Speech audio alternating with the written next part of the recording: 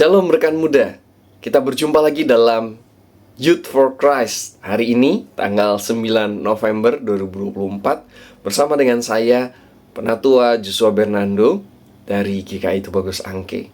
Hari ini kita akan bersama-sama merenungkan sebuah tema merencanakan masa depan yang diambil dari Mazmur 146. Mari sebelum kita merefleksikan bagian ini, kita berdoa. Tuhan, ini kami, anak-anak-Mu, yang sedang menatap masa depan kami, yang sedang menata masa depan kami. Bapa di surga, ketika kami merencanakan, kami membangun masa depan kami, seringkali kami khawatir, seringkali kami takut. Tuhan, kiranya lewat firman hari ini, kami boleh Tuhan tegur, Tuhan ingatkan, Tuhan kuatkan, agar ketika kami merencanakan masa depan, bukan kehendak kami yang jadi, tapi kehendak-Mu saja. Tuntun kami Tuhan lewat firman-Mu hari ini. Dalam nama Tuhan kami Yesus Kristus, kami memohon pertolongan dan kami bersyukur dalam nama-Mu. Haleluya. Amin.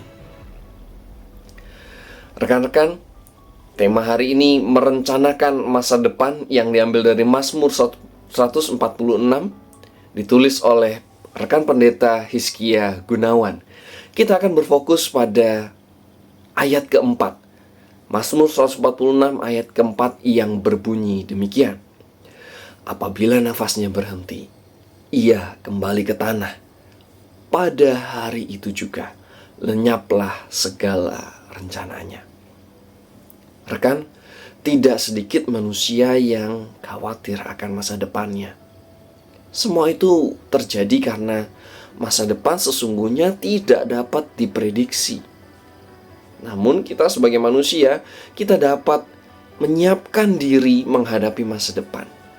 Salah satunya dengan berbagai soft skill yang kita bisa pelajari, yang saat ini begitu banyak diminati, mulai dari financial planning, career planning. Semua soft skill ini dan ragam rencana lainnya kita yakin dapat menolong mempersiapkan masa depan dengan lebih matang.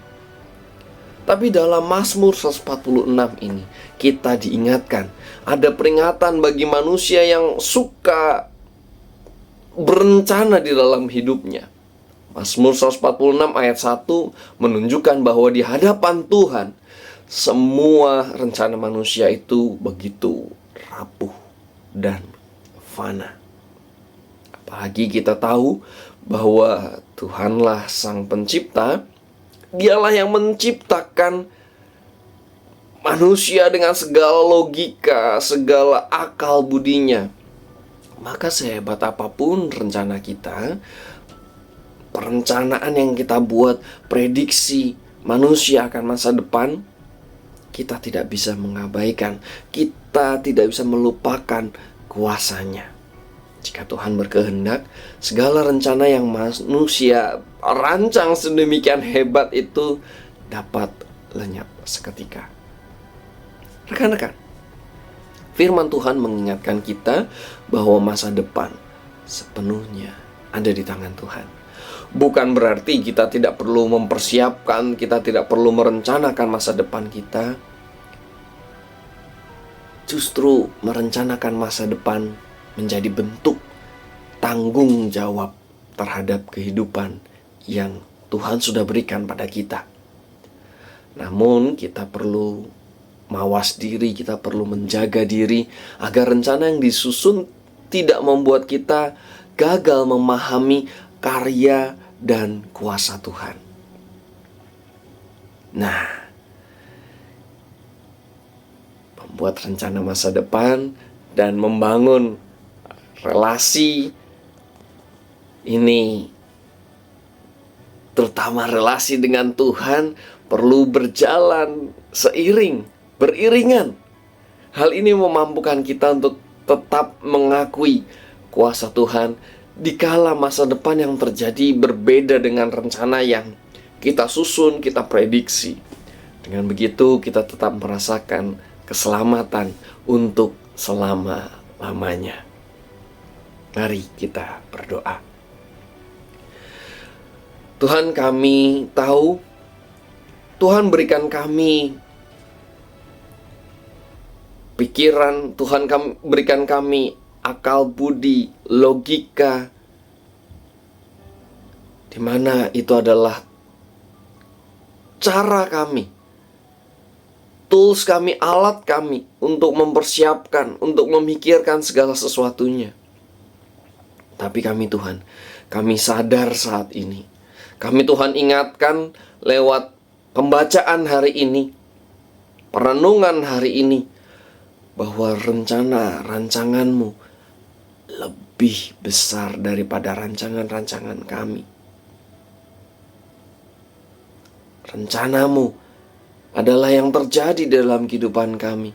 Maka kami ingin terus senantiasa belajar Tuhan, merencanakan dengan berbagai pemikiran yang kami miliki, kehidupan kami yang begitu berharga. Tapi kami mau ingat bahwa Tuhanlah pemegang kehidupan kami. Tuhanlah yang menuntun, menopang langkah hidup kami. Sehingga kami tidak henti-hentinya, kami ingin bertanya dan kami ingin menyerahkan kepada Tuhan kehidupan kami. Siapa dan kemana kami pergi, kiranya Tuhan yang menuntun kami senantiasa. Di dalam nama-Mu Tuhan, kami menyerahkan hidup kami menyerahkan hari ini hanya ke dalam pimpinan tangan Tuhan. Di dalam nama Tuhan, kami berdoa, kami bersyukur, dan kami memohon pertolongan. Amin. Rekan-rekan, sampai sini dulu Youth for Christ kita. Jangan lupa subscribe dan juga klik tombol lonceng agar tidak ketinggalan Youth for Christ setiap harinya. Sampai jumpa di Youth for Christ berikutnya. Tuhan berkati.